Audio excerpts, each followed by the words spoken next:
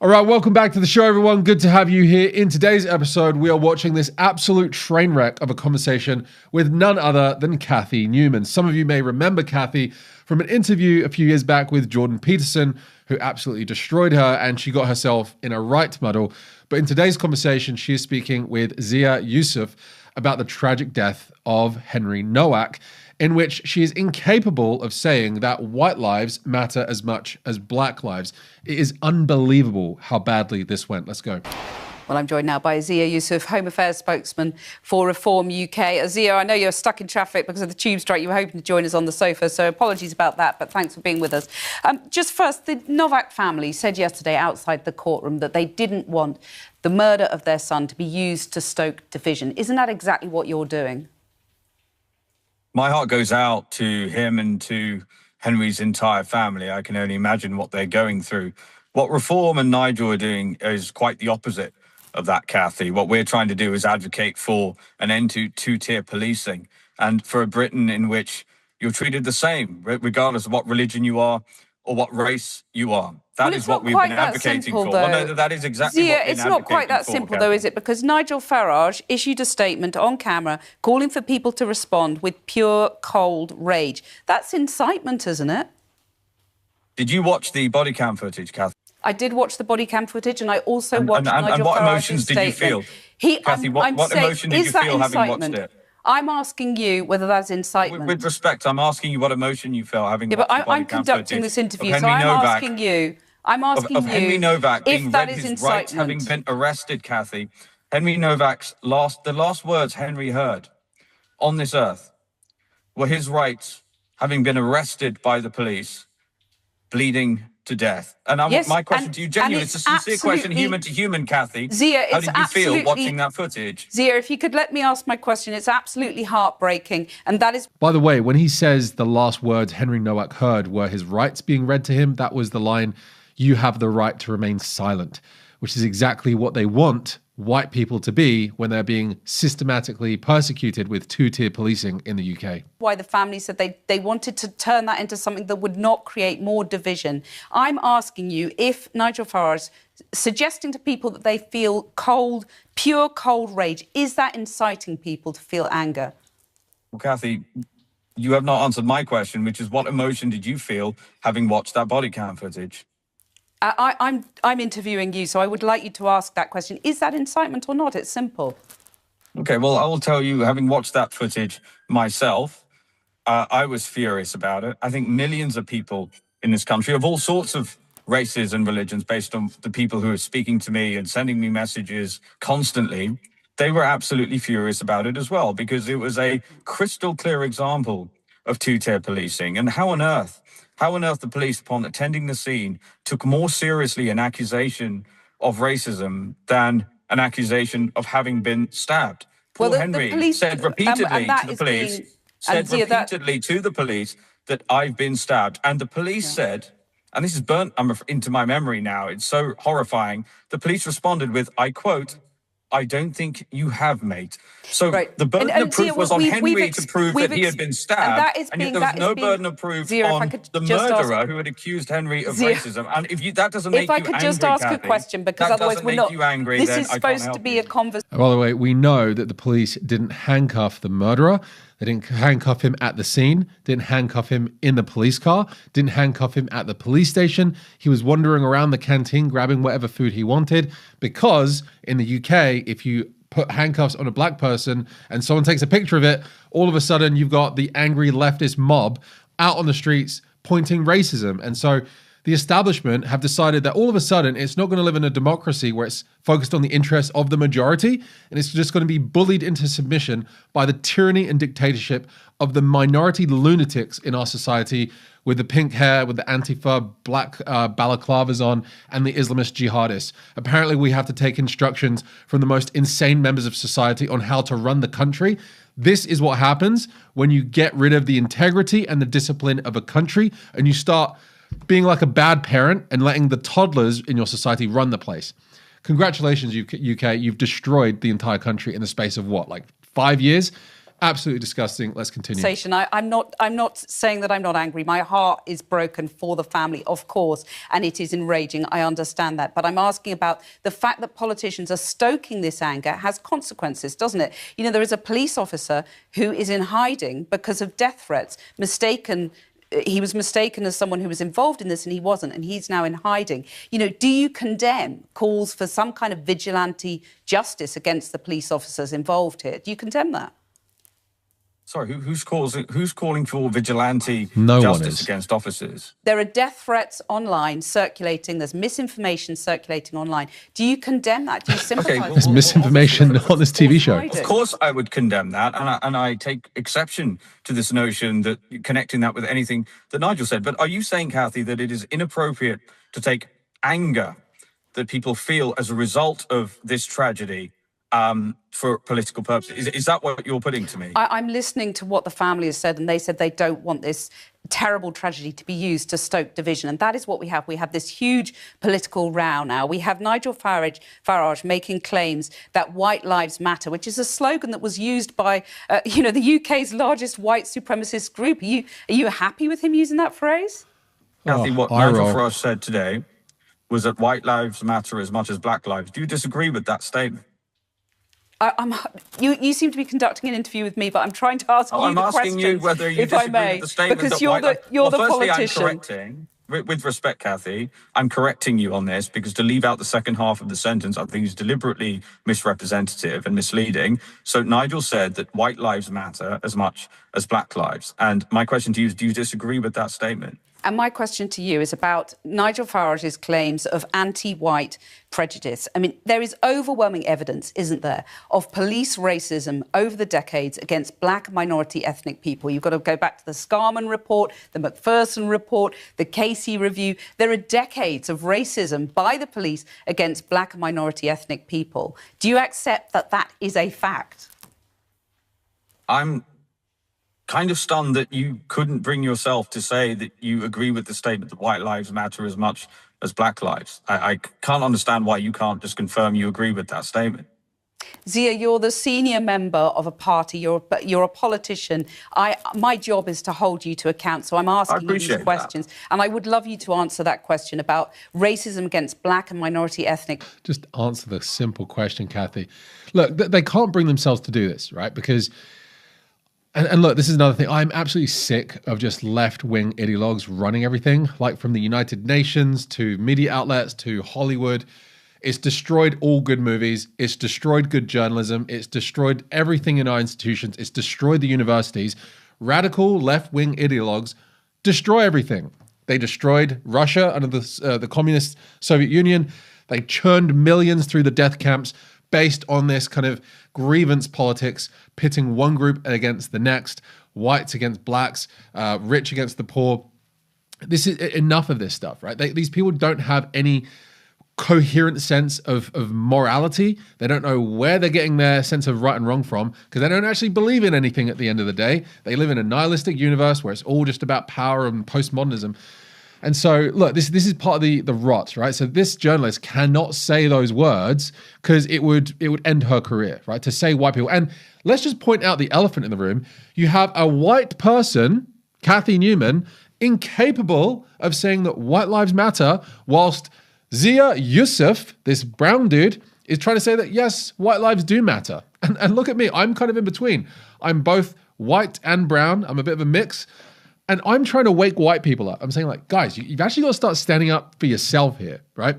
When other groups of people are persecuted against, they burn stuff down, right? Now, white society is generally very civilized. That's why there hasn't been all these lootings that we've seen. And in this day and age, where it's all about whoever can create the most theatrical display of a tantrum to get their way, you can tell why white societies aren't doing so well in terms of getting representation. Because right now, our society is based on who can bully the most. The jihadis are coming in, blowing stuff up and getting what they want, right? Black Lives Matter, $2 billion worth of damage after George Floyd because of the amount of looting and rioting and things getting burnt to the ground, businesses being destroyed. So anyway, thought I'd just share some comments there. This is infuriating to watch. It really is. People by the police. There are a lot of people who are angry because they see every day, you know, the stop and search data. They see that. They see the deaths of black people in police custody. And they're saying, where is your anger about what that? What statistics is she citing here? This is nonsense. Show us your sources, right? Overwhelmingly, it is black and brown populations, and I can say this, apparently I have to be brown or half brown to be able to even comment on this in this day and age. I'm telling you this is a fact, that black and brown people, statistically speaking, per capita, are far more likely to commit crimes. Most homicides in America, for example, are done black on black. It's not white on black. Actually, a lot of it is black on white. In America, in any given year, there are always more white people that have been shot by police brutality, than black people, anyone else, right? And in America, you've got 13% of the population being represented in 50% of the homicide rate. So I have no idea what Cathy Newman is talking about here. And also, the presumption is that when you see this overrepresentation in police arrest data, that it must mean racism. What about the fact that it could just be overrepresentation of committing crimes, and that's why you're seeing more arrests being done on those people? Okay, now, I don't like having this conversation. I don't like this kind of race war polarizing discussion that we've had over the last 10 years. I wish we could just avoid it altogether. But it really does feel like we're really pushing up against it, and I think we've crossed the threshold now. Finally, I think the resentment of white people just being crushed for so long, I think has come to an end, right? So we need to actually have these conversations. And gosh, I really wish we weren't at this point, because it's going to get ugly, and I really wish it wouldn't. So anyway. Well, again, I don't understand why you can't bring yourself to confirm that you agree with the statement that white lives matter as much as black lives. Clearly, it is unacceptable for anyone to be discriminated against based on immutable characteristics by the police or anybody else. But, you know, Cathy, you've been conducting this interview on a premise that it is wholly inappropriate to watch that body cam footage and be furious. It is wholly inappropriate to conclude from watching that body cam footage that there should be some political ramifications for this. When in 2021, Cathy, you wrote op-ed after op-ed, article after article in newspapers like The Independent about George Floyd. In fact, let me quote you your own words. You said that you were you expressed delight that the BLM hashtag transported, and this is a direct quote from you, Cathy, transported the rage of George Floyd's death across the four corners of the globe. Zia, so I've said the point to that we you, are making Zia, is that I've said to you, a totally I understand different people reaction, are angry, a totally different reaction, a Absolute totally train different wreck, reaction, Cathy. Cathy. Not just from you. I'm only putting that to you because I'm speaking to you now. But I'm afraid this has been endemic across most of the media landscape in this country and the institutions in this country. And the reality is this: because Henry was a white man, because Henry was a white man, because Henry was a white man, you seem to be people are interviewing simply me, unwilling but to accept that this sort of thing exists. Zia, I can see you're on broadcast mode, but if you'd listen to my... And by the way, Keir Starmer has been silent, right? Sadiq Khan has been silent. All the politicians have been silent. There has been no major newspaper talking about this in the same way that they were for George Floyd, where they were just pumping out hundreds of articles on this. It's been deadly silence. Why? Because Henry was a white guy. Monologue at the start of this show. I know you were on a rival show, so that was impossible for you. But I reflected on the public anger and the anger that people feel. But I also reflected on the concerns that MPs have, including the constituency MP of Henry Nowak, who is worried about that anger being stoked by politicians for their own ends, for political ends. I'm asking you about that. I'm reflecting on that. But I would also like to ask you about racism in the police, which we've just talked about. I mean, I wonder whether you think 92% of police officers in England and Wales are white. Do you think they are going to be guilty of systematic prejudice against white people? Do you think that's likely?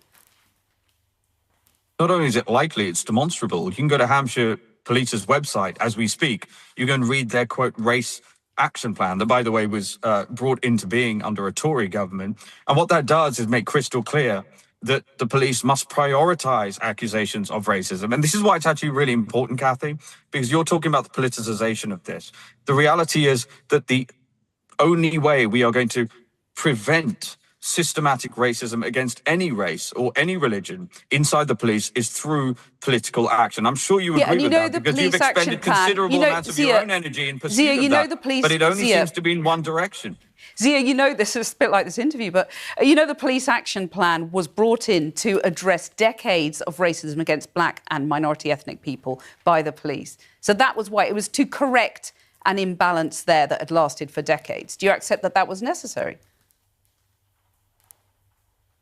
Legislation and initiatives like that must be judged on the impact that they have and the outcomes that they create, not the intentions of those that created them. I'm not impugning the intentions of the people who created all of that, but what is crystal clear is that what we saw in that harrowing, distressing, and tragic body cam footage is directly downstream. And anyone watching this, whether you agree with the reform or not, I encourage you to go and read the race action plan on Hampshire Police's website. Go and read that in full. It's not a particularly long page, but there's a lot there.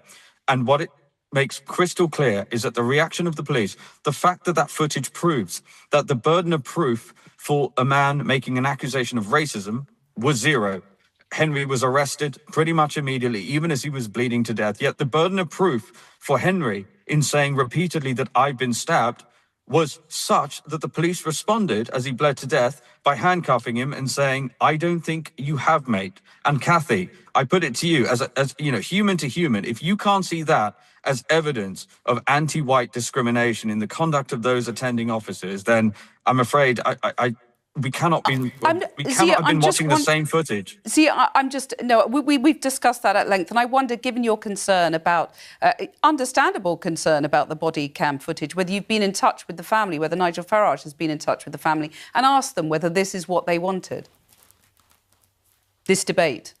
I haven't been, and I'm not going to comment on Nigel's confidential and private conversations. I don't think that that is appropriate, but my convictions around this issue and Nigel's convictions around this issue are around ensuring that we have one law for everybody. And, you know, you put to me earlier, you know, am I concerned about discrimination against ethnic minorities? But to the degree that that is happening, of course I'm concerned by it, Kathy. But we are making an argument based on the footage. It is an 18-year-old student who happens to be white who has just been murdered, and was the last words he heard on this earth were his rights being read to him by British police officers who did not believe him when he told them that they had been stabbed. And I'm afraid, many times. I very much appreciate you being with us tonight. It's a shame you couldn't be on the sofa, but thank you very much for joining us. All right, there we have it. That was an absolute train wreck conversation with Kathy Newman. I still don't understand how she has a job after the Jordan Peterson interview, but there we go. I guess you just have to be a radical lefty to hold down a job in the establishment these days.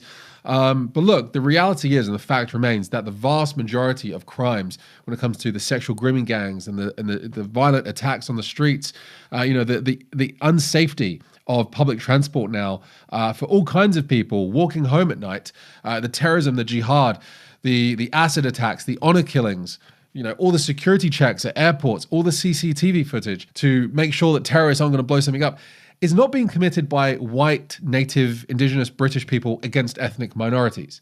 It is being largely committed by ethnic minorities against the majority British public.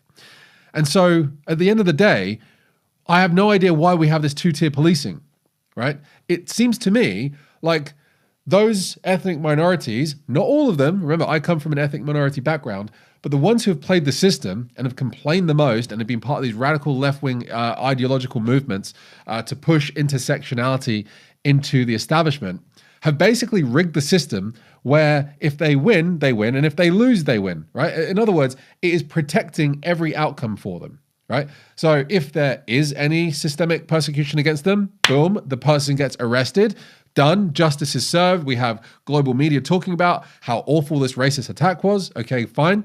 And then if they do anything wrong, they are still protected because no one wants to arrest them out of fear of being called a racist. So whether that be the jihadists that are just getting away with everything, no one's deporting the 40,000 jihadists that are being monitored by the special policing operations in the UK. Nothing seems to be being done about this. All the while, Britain is collapsed and everything else is being privileged against migrants who have just arrived in the country, where Keir Starmer has promised to basically give something like 40% of all newly built homes over to newly arrived migrants, right? As well as all the hotels and the free meals and the accommodation and the allowance money that we're giving to newly arrived migrants, and not to veterans of war that have fought for the UK or for the younger generations who have been born in the UK. They've been forgotten. And so I think we have crossed a threshold now.